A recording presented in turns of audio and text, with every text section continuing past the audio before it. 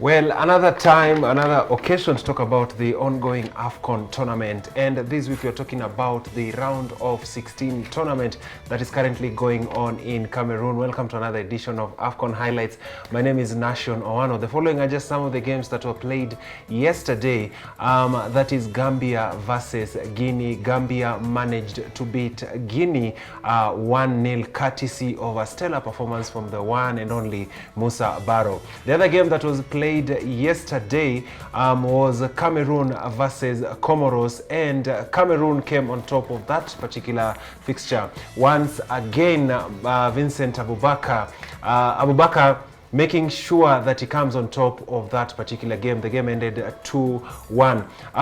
The Comoros side tried to pull a first one on the Cameroon team, but they were not able to pull one because time was not on their side. One of the key things that you have to mention about the game that was played yesterday, that is Cameroon versus Comoros, is how disadvantaged the Comoros team was when they are going into this particular game. Remember, their main goalkeeper, their starting goalkeeper, had gone out because of an injury, and two reserve goalkeepers had tested positive for COVID-19. So what did this basically mean? It meant that the team had to select an outfield player to come and stand on the goal line, and he came to the goal line and stood out and managed a couple of chances to keep Cameroon at bay. The score could have been a bit bigger, the margin could have been a bit bigger, but the Comoros team managed to grab one goal in that particular tie. Eric Shilenje, a lot of drama happening in Cameroon the past 24 hours. One of the saddest things that we have to talk about is the fact that there was a stampede yesterday in Cameroon as fans were trying to get their way into the stadium. Maybe you can bring us up to date in terms of what has happened so far. I think first of all it's a very sorry state for Cameroon, as well as the African nation, African continent, the African game. Very sorry that the stampede for fans trying to get into the stadium without tickets resulted into a loss of about 6 to 8 people. The numbers are not well confirmed as of now, but it's about between 6 to 8, and about 40 have been hospitalized. Very also bad news is that among the deceased was a 14-year-old boy who was trying to sneak into the game, and maybe it just brings questions to the organizers. They need to do better when we have games, especially for Cameroon, because Cameroon has been allowed up to 80% of the stadium entry, and maybe they didn't have good plans on how to get the fans into the game. But apart from that, tournament has been well, lit up to now. I think maybe you can say that they probably were not expecting that kind of an overwhelming appearance from people.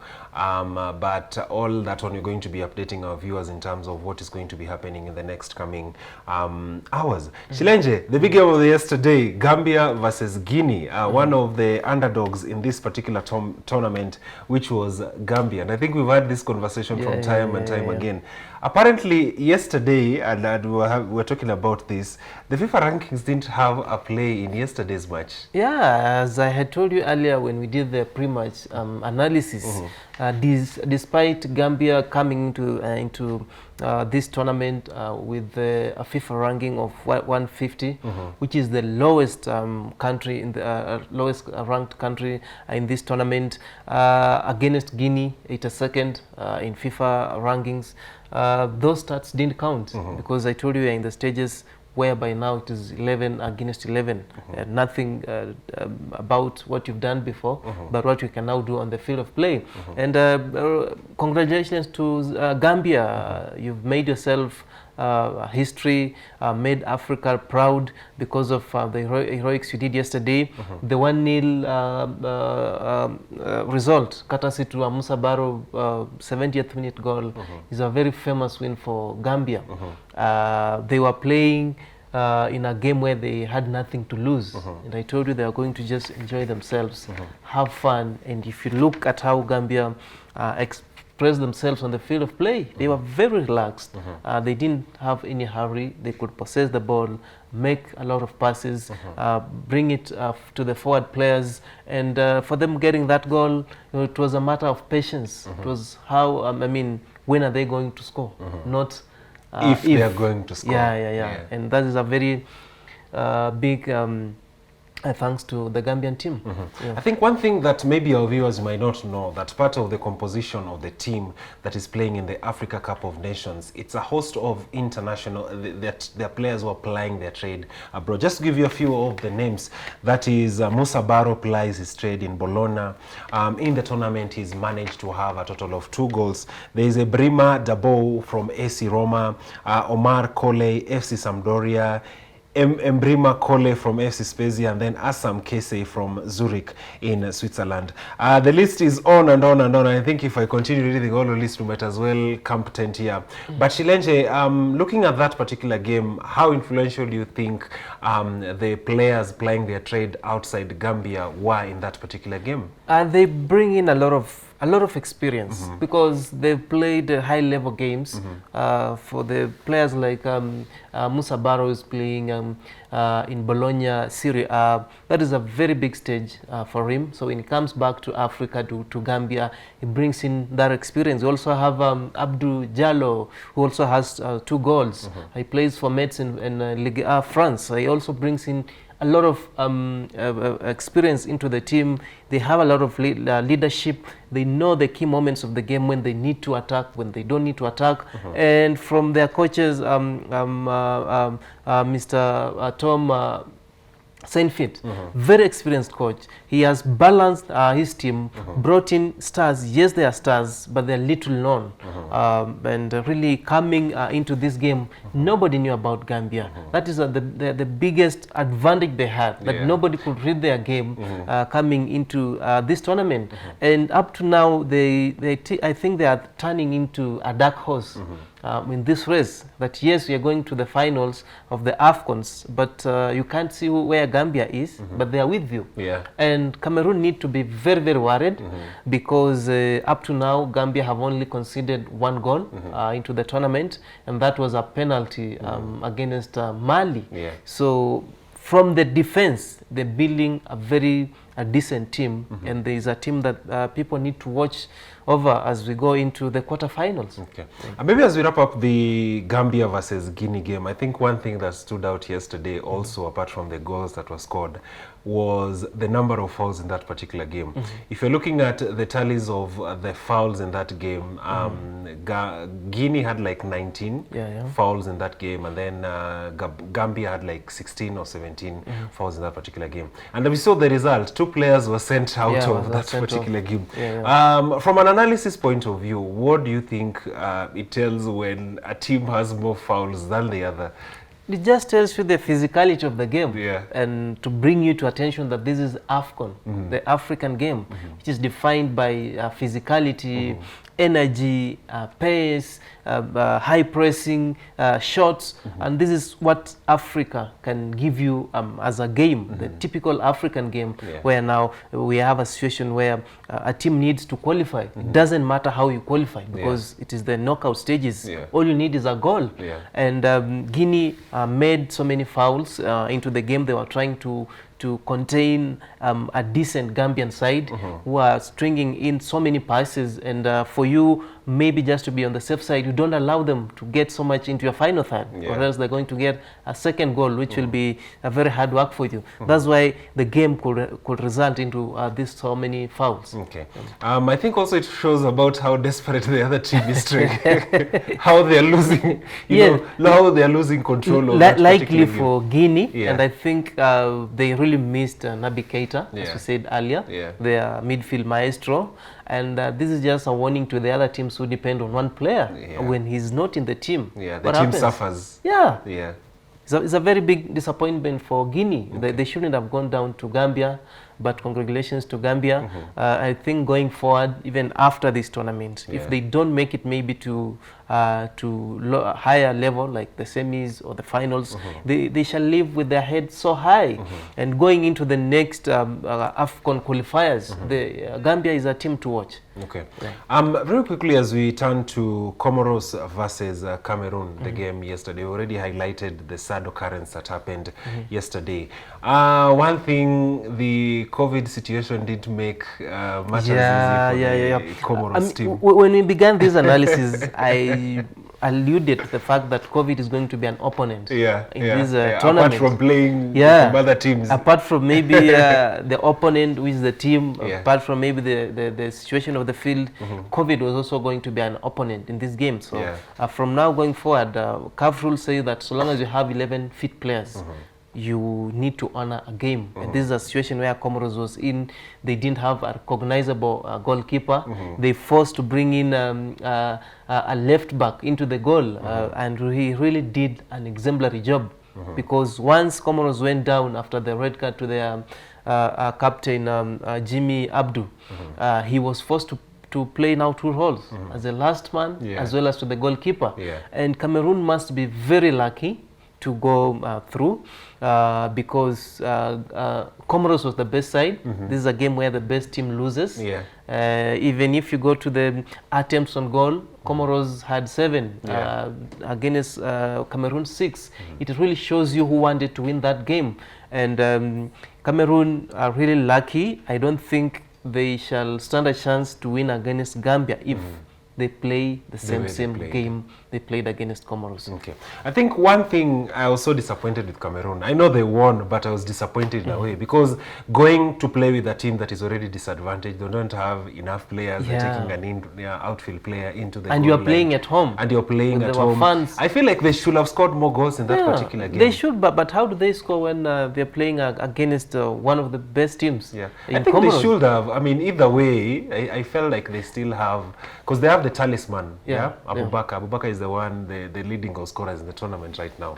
So I think also looking at that particular game, I felt Cameroon were a bit stronger, you know, compared to the Comoros team. I don't think they were stronger than Comoros. They were advantaged by the numbers.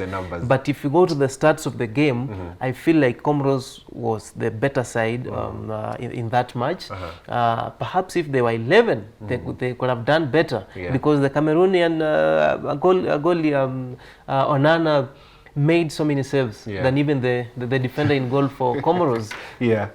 So the other game that is going to be played today, that is Senegal versus Cape Verde. And I think we've spoken about the influence of coaches into this particular game. Things that you think Cisse should be wary going into this particular game? I think he should be worried so much in terms of his attacking prowess in the game. Senegal have not really shown themselves that they really need, or they are a top team in Africa. And also, historically, Senegal have never won an AFCON tournament or trophy. They've never won. They've only been finalists twice. I think it's time that Senegal need to stamp their authority on the African soil. They need to win this tournament, because they've been producing good players, but it doesn't result into them winning the trophy. So are they able to show themselves that we are the African kings, despite the tag that they have as the biggest or among the big boys in Africa? They are not. If they don't win a trophy, they are not. If Mane or Mendy or Koulibaly don't hold that trophy, it means they are not in the books of history. So it's time Senegal show themselves up. They've been really performing badly in this tournament, and I think this is the time they need to come out and show they are real close. I think for me, looking at Senegal, and we're talking about this when you're talking about Tunisia, I kind of feel like Senegal is one of those teams which have a way of slithering their way into the latter stages of the tournament. And I think this is one of those situations, because if you look at even their star man, Mane has only scored 1 goal in this tournament.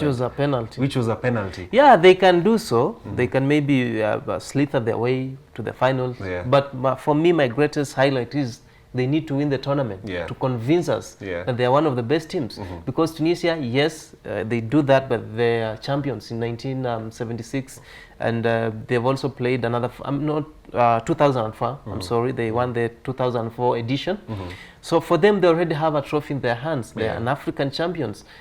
What about Senegal? They're yet to do that, and they need to convince us they're the big boys. Okay, so we are hoping that they're gonna impress us. But also Cape Verde is not an easy team going into this particular game. The Blue Sharks are also a good team, but in terms of history, the last 3 meetings, Senegal has won all of them with a goal margin of 2-0.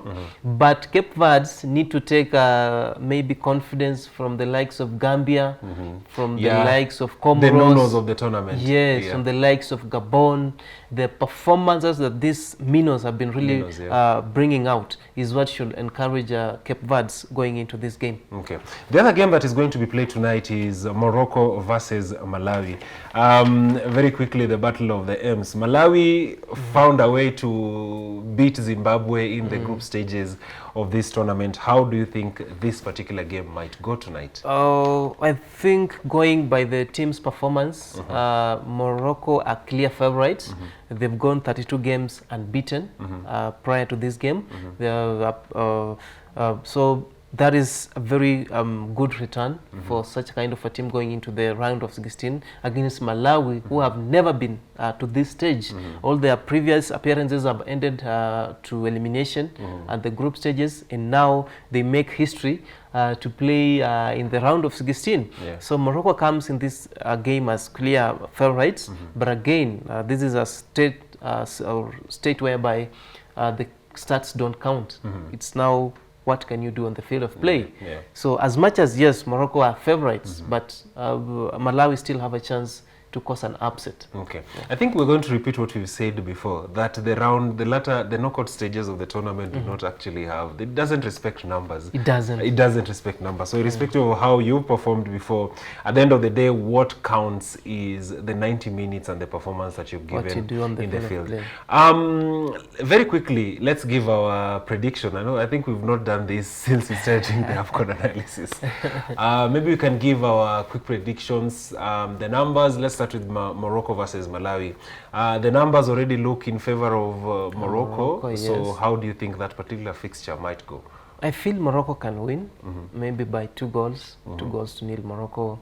I fancy their chances, Morocco winning 2-0. Okay. Senegal versus Cape Verde? Senegal, Cape Verde, very tight, but Senegal to win with a clean sheet. Okay. Yes. I'm putting my money on Cape Verde tonight. To cause an upset? Yeah, to cause an upset. Wow, I'd like to see that tomorrow. My prediction is Cape Verde might give Senegal a tough time. If it's not going to be a 1-0 in their favor, it's going to go a draw, and they might go into extra time. So we expect to see Cape Verde in the quarterfinals? Yeah, that's my take on this particular Very interesting. one. I'd like to see Morocco versus Malawi. I'll put my money on Malawi. I'll put my money. So today you are totally on the underdogs. I'm on the underdogs because they've shown us that they can do something. So I think tonight I'm going with the underdogs. Well, that's all the time that we had on today's edition of the AFCON highlights. Hoping to see you again tomorrow, same place, same time.